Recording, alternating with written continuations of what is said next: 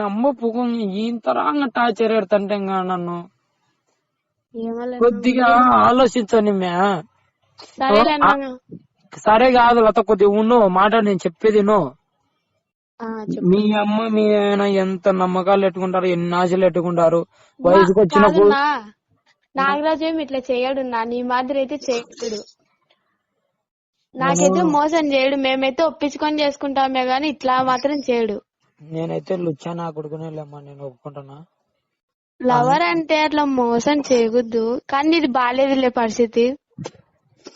నాకేం ఇడిచి పెట్టాలని పెద్ద మోసం లేదు, కానీ నా పరిస్థితులు బాలేవు. నేనైతే ఇప్పుడుండే పరిస్థితులలో నేను ఎప్పుడు ఉంటానో తెలియదు, ఎప్పుడు పోతానో తెలియదు.